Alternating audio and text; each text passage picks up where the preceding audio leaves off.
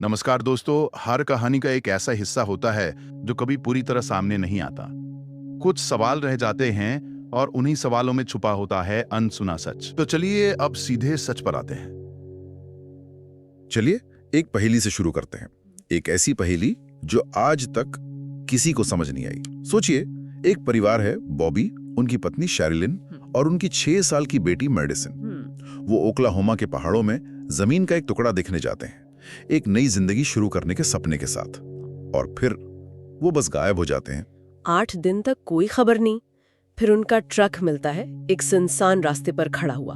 और अंदर सब कुछ वैसे का वैसा है। उनके पर्स, फोन, जैकेट, सब कुछ। हाँ, यहाँ तक कि उनकी पालतू कुत्ता भी, जो भूखी प्यासी मुश्किल से जिंदा है।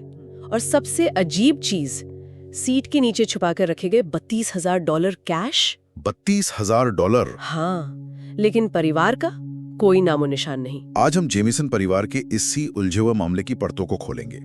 हमारे पास जो भी जानकारी है वो इस केस के अजीबोगरीब तथ्यों, परिवार की मुश्किलों भरी जिंदगी और उन थ्योरीज को सामने लाती हैं जो ये समझाने की कोशिश करती हैं कि आखिर उनके साथ हुआ क्या था। बिल्कुल। हमारा मकसद इन सभी बिखरे हुए टुकड़ों को जोड़कर ये समझने की कोशिश करना है कि इतने साल गुजर जाने के बाद भी ये मामला एक अनसुलझी पहेली क्यों बना हुआ है। तो चलिए कहानी की शुरुआत से शुरू करते हैं।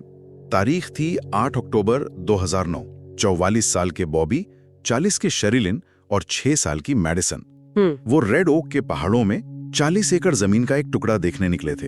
वो शहर की जिंदगी से दूर एक शांत जगह पर बसना चाहते थे। बिल्कुल। लेकिन वो उस जमीन तक कभी पहुंचे ही नहीं कभी घर वापस लौटे। और फिर 8 दिन बाद वो ट्रक मिला। हाँ, बीच रास्ते में बंद पड़ा था। दरवाजे लॉक थे, चाबियां इग्निशन में लगी थीं। मतलब जबरदस्ती घुसने या किसी तरह की लड़ाई का कोई निशान तक नहीं था।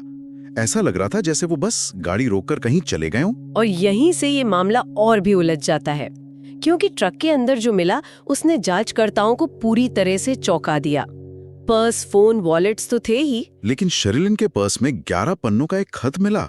11 पन्ने? हाँ, और वो कोई प्रेम पत्र नहीं था। वो एक बहुत ही कड़वाहट भरा खत था जो शेरिलिन ने अपने पति बॉबी के लिए लिखा था। अच्छा। उसमें सिर्फ शिकायतें और आरोप थे।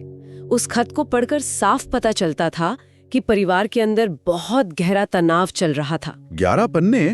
तो ये कोई छोटी मोटी बहस नहीं थी, ये किसी बहुत बड़ी और गहरी नाराजगी का सबूत लगता है। और ये तो बस शुरुआत थी।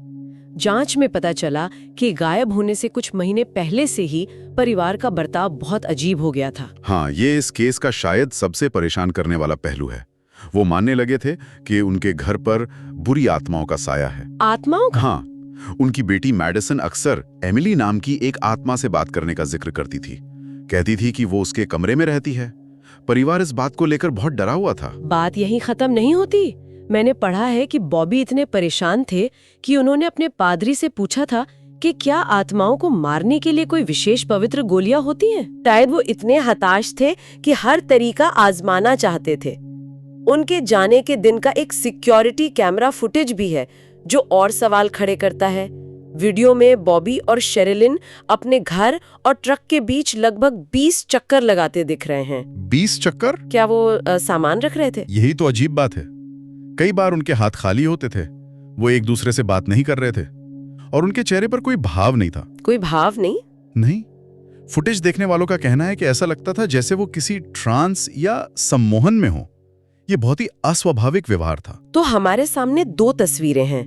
एक तरफ घर के अंदर का तनाव, मानसिक परेशानियां और आत्माओं का डर, और दूसरी तरफ क्या कोई असली बाहरी खतरा भी था, क्योंकि उनके झगड़े सिर्फ घर के अंदर तक सीमित नहीं थे। सही कहा, बॉबी ने अपने 67 साल के पिता बॉब डीन जेमिसन के खिलाफ एक सुरक्षा आदेश दायर किया हुआ था। अपने पिता के खिलाफ? हाँ, अपनी अर्जी में बॉबी ने लिखा था कि उनके पिता एक बहुत खतरनाक आदमी है जो गैंग और ड्रग्स की दुनिया से जुड़े हैं, और ये भी कि उन्होंने कथित तौर पर उन्हें 2 बार गाड़ी से कुचलकर मारने की कोशिश की थी। 1 मिनट, ये तो बहुत गंभीर आरोप है। मतलब पुलिस के पास एक सीधा संदिग्ध था। लेकिन इसमें भी एक पेंच है। बॉबी के पिता उस समय बहुत बीमार थे, कमजोर थे। अच्छा। और परिवार के गायब होने के सिर्फ 2 महीने बाद उनकी मौत हो गई। इसलिए पुलिस को ये मानना मुश्किल लगा कि वो शारीरिक रूप से इस तरह के अपराध को अंजाम दे सकते थे। तो क्या ये मुमकिन है कि बॉबी अपने पिता से बिगड़े रिश्तों की वजह से उन पर झूठे इल्जाम लगा रहे हों और असल में उनका कोई हाथ ना हो? ये बिल्कुल मुमकिन है और यही तो इस केस की गुत्थी है। हर सुराग एक जवाब देने के बजाय एक नया सवाल खड़ा कर देता है, जैसे कि ट्रक से गायब हुई 2 चीजें। वो क्या थी? सिक्योरिटी फुटेज में परिवार को एक भूरे रंग का ब्रीफकेस ट्रक में रखते हुए देखा गया था, लेकिन वो ब्रीफकेस ट्रक में नहीं मिला। एक ब्रीफकेस और दूसरी चीज? उनकी .22 कैलिबर की पिस्टल। शेरिलिन वो पिस्टल हमेशा अपने साथ रखती थी, लेकिन वो भी गायब थी। तो एक ब्रीफकेस जिसमें शायद कैश था और एक बंदूक, ये दोनों चीजें जब एक साथ गायब होती हैं तो कहानी का रुख बहुत खतरनाक दिशा में मुड़ जाता है। बिल्कुल। पूर्व शेरिफ का तो मानना भी था कि उस ब्रीफकेस में जो कुछ भी था शायद वही उनकी मौत की वजह बना। और फिर 4 साल तक कुछ नहीं हुआ? कुछ भी नहीं। 4 साल तक मामला बिल्कुल ठंडा पड़ा रहा। कोई सुराग नहीं, कोई खबर नहीं। ऐसा लगा मानो जेमिसन परिवार बस धरती से गायब हो गया था और ये राज हमेशा के लिए उन्हीं पहाड़ों में दफन हो जाएगा। लेकिन फिर नवंबर 2013 में कुछ शिकारियों को वो मिला जिसकी किसी को उम्मीद नहीं थी। हाँ, ट्रक मिलने की जगह से लगभग 3 मील दूर उन्हें 3 इंसानी कंकाल मिले। 3 मील दूर? वो सुनसान पहाड़ी इलाका था। 8 महीने की लंबी फॉरेंसिक जांच के बाद पुष्टि हुई कि वो अवशेष बॉबी, शेरिलिन और मैडिसन जेमिसन के ही थे। वे एक दूसरे के पास मुंह के बल लेटे हुए पाए गए थे। तो कम से कम एक सवाल का जवाब तो मिला कि वो कहाँ थे, लेकिन एक और बड़ा सवाल खड़ा हो गया, वो वहां पहुंचे कैसे? यही सबसे बड़ी गुत्थी है। वो जगह ट्रक से सीधी दूरी में सिर्फ 3 मील थी, लेकिन पैदल जाने के लिए रास्ता लगभग 7 मील का था। 7 मील? हाँ, और वो भी बेहद उबड़-खाबड़ और पहाड़ी। बॉबी एक कार एक्सीडेंट के बाद पीठ के भयानक दर्द से जूझ रहे थे। उनके लिए कुछ कदम चलना भी मुश्किल था। 7 मील पैदल चलना तो नामुमकिन था। इसका मतलब तो साफ है, वो खुद चलकर वहां नहीं गए। बिल्कुल। उन्हें किसी और गाड़ी से वहां ले जाया गया था, चाहे जिंदा या मुर्दा। लगा कंकालों की हालत इतनी खराब थी कि मौत की वजह पता लगाना लगभग नामुमकिन था। लेकिन एक चीज मिली, बॉबी की खोपड़ी में एक छोटा सा छेद था। छेद? हाँ। अब कई सालों बाद ये पक्के तौर पर कहना मुश्किल है, लेकिन जांचकर्ताओं के मुताबिक ये छेद एक 22 कैलिबर की गोली के घाव से मेल खाता था। और उनकी 22 कैलिबर की पिस्टल भी गायब थी? ये तो सीधा इशारा है। तो अब हमारे पास एक परिवार है जो अपनी कार से मीलों दूर एक उबड़-खाबड़ पहाड़ी पर मृत पाया गया। ये कैसे हो सकता है? यहीं से इस केस की सबसे बड़ी बहस शुरू होती है। आखिर हुआ क्या था? बिल्कुल, और यहीं से थ्योरीज का सिलसिला शुरू होता है। चलिए पहली थ्योरी पर बात करते हैं, जो अक्सर ऐसे मामलों में सबसे पहले आती है, मर्डर सुसाइड। इसका आधार शार्लिन की मानसिक हालत होगी, उनका डिप्रेशन, वो 11 पन्नों वाला खत। शायद वो इतने तनाव में थी कि उन्होंने पहले अपने परिवार को मारा, फिर खुद को। हाँ, थ्योरी का आधार यही है, लेकिन इसके खिलाफ तर्क कहीं ज्यादा मजबूत है। पहला, घटना स्थल पर कोई बंदूक नहीं मिली। अच्छा, ये तो बड़ा पॉइंट है। बिल्कुल, अगर उन्होंने खुद को गोली मारी तो बंदूक कहाँ गई? दूसरा, वो उस मुश्किल जगह तक पहुंचे कैसे? और शायद सबसे बड़ा भावनात्मक तर्क, जो परिवार को जानता था, वो ये कि वो अपने प्यारे कुत्ते को गाड़ी में भूखा प्यासा मरने के लिए कभी नहीं छोड़ते। सही बात है, ये बात बिल्कुल नहीं जमती। तो चलिए दूसरी थ्योरी पर आते हैं, ड्रग्स। $32,000 कैश मिलना तो इसी तरफ इशारा करता है। हाँ, पहली नजर में तो यही लगता है। उस इलाके में मेथाम्फेटामाइन का कारोबार बहुत होता है।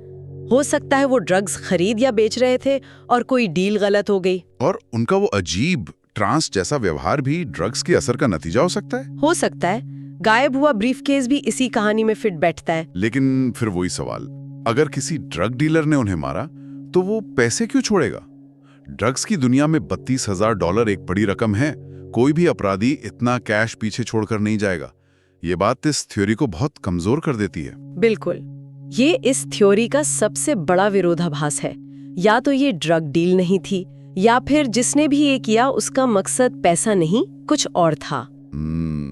जो हमें तीसरी और सबसे डरावनी थ्योरी पर लाता है कि उन्हें किसी बाहरी समूह ने निशाना बनाया। ये थ्योरी कई दिशाओं में जाती है। एक सिरा तो बॉबी के पिता और उनके कथित आपराधिक संपर्कों से जुड़ता है, लेकिन एक और ज्यादा परेशान करने वाला पहलू है। वो क्या है? गायब होने से कुछ समय पहले शेरिलिन ने एक किराएदार को बंदूक की नोक पर अपने घर से निकाल दिया था। बंदूक की नोक पर? क्यों? क्योंकि उन्हें पता चला था कि वो आदमी एक खतरनाक व्हाइट सुप्रीमेसिस्ट मतलब श्वेत वर्चस्ववादी समूह से जुड़ा है। क्या? और अफवाह थी कि उस समूह का एक ठिकाना उन्हीं पहाड़ों में कहीं था जहां जेमिसन परिवार गया था। हो सकता है कि वो अनजाने में उनके इलाके में चले गए हों ये तो बहुत भयानक है। और फिर उस किराएदार ने बदला लिया हो। ये तो बहुत भयानक है। ये इस बात को भी समझाता है कि उन्हें उनकी गाड़ी से क्यों ले जाया गया और पैसे क्यों नहीं लिए गए, क्योंकि मकसद लूटना नहीं बल्कि उन्हें रास्ते से हटाना रहा होगा। और मेडिसन की वो आखिरी तस्वीर जिसमें उसने अपनी बाहें बांधी हुई हैं और कैमरे से दूर देख रही है, वो तस्वीर भी एक पहेली है। कुछ परिवार वालों को लगता है कि वो उस तस्वीर में बहुत डरी हुई दिख रही है। क्या वो किसी अजनबी को देख रही थी जो कैमरे के पीछे खड़ा था, या ये सिर्फ एक बच्ची की एक सामान्य तस्वीर है जिसे हम आज की जानकारी के साथ देखकर अलग मतलब निकाल रहे हैं। हर सुराग की तरह इसका भी कोई पक्का जवाब नहीं है। तो आखिर में हम कहाँ पहुंचते हैं? एक ऐसा परिवार जो अपनी अंदरूनी परेशानियों, मानसिक स्वास्थ्य, अलौकिक विश्वास, आपसी झगड़ों से जूझ रहा था, और वो बहुत सारा कैश लेकर एक ऐसे सुनसान इलाके में जाते हैं जो अपराधियों और चरमपंथी समूहों के लिए जाना जाता है, और फिर हमेशा के लिए गायब हो जाते हैं। असल में इस केस की गुत्थी ये नहीं है कि हमारे पास सुराग नहीं है। गुत्थी ये है कि हमारे पास बहुत ज्यादा सुराग हैं और वो सब एक दूसरे के खिलाफ जाते हैं। कैश ड्रग्स की तरफ इशारा करता है, लेकिन उसे छोड़ा जाना इस थियरी को खारिज करता है। अजीब व्यवहार मानसिक बीमारी की तरफ इशारा करता है, लेकिन बाहरी खतरे के सबूत भी उतने ही मजबूत हैं।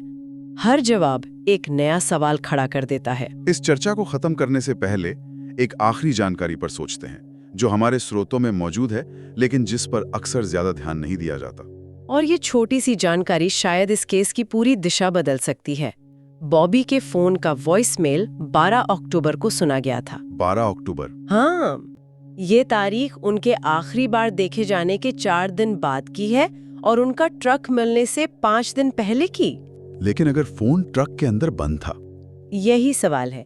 अगर फोन 17 अक्टूबर को बंद ट्रक के अंदर मिला तो किसी ने 4 दिन बाद उसका वॉइसमेल कैसे चेक किया? इसका मतलब या तो कोई और उनके साथ था जिसके पास उनका फोन था, या फिर उन लापता दिनों में परिवार में से कोई जिंदा था और फोन का इस्तेमाल कर रहा था। ठीक यही सवाल।